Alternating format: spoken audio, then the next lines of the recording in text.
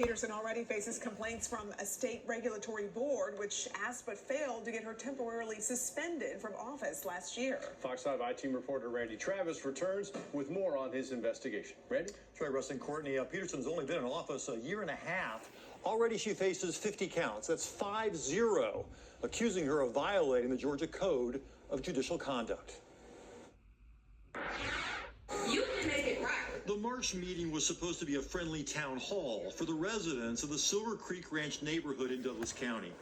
Then Christina Peterson began speaking, repeating her demand the board be thrown out and make way for a special election. You have the ability to call a special election to give the homeowners the opportunity to come, congregate, nominate, and elect their own board. So I can only go by our legal. It's not third party. The probate judge knows what she's talking about. Listen to her. She got 2 pending lawsuits against us right now. The angry reaction to Peterson stems from a lawsuit she and others filed in 2017 against the HOA that led to a $70,000 settlement. According to a complaint filed against her by the Judicial Qualifications Commission, Peterson never shared that money with her clients. Do solemnly affirm. It's one of 50 counts of alleged misconduct Peterson now faces. You're going to follow the law.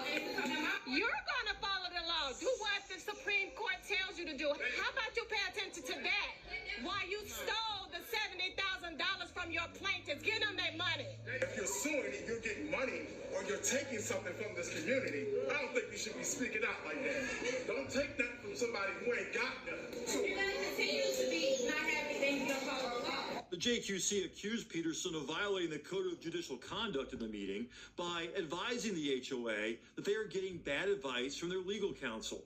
You're an attorney. Would you start to negotiate with the other side's clients when you knew that they were represented?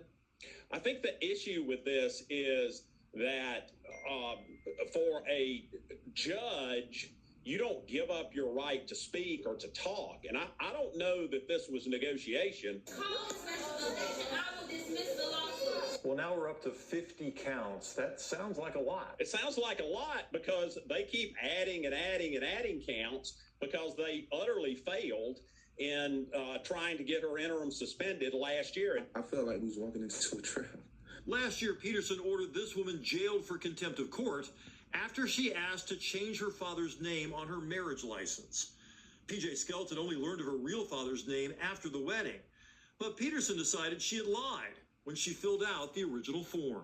So you guys thought it was just going to be an easy paperwork change? Easy fix. If I known, to be honest with you, if I known that she would have went to jail behind this, I would have told her just forget about it. The JQC said Peterson failed to respect and comply with the law. She has denied the allegations. But that's not the only marriage where Peterson finds herself in trouble. You cannot go in this building, and eventually she went in.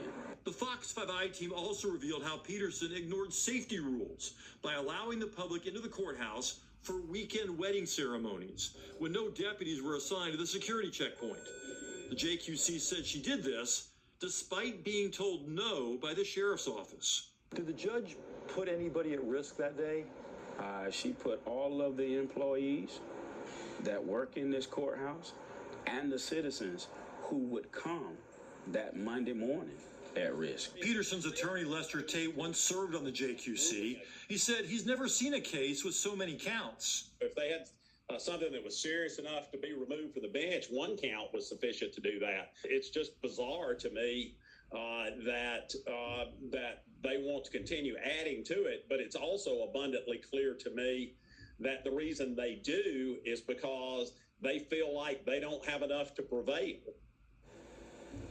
The neighborhood HOA president, Derek Houston, said his attorney would not let him talk on camera. But as for Peterson, he said, quote, "I thought her actions were disruptive and her comments were totally unprofessional."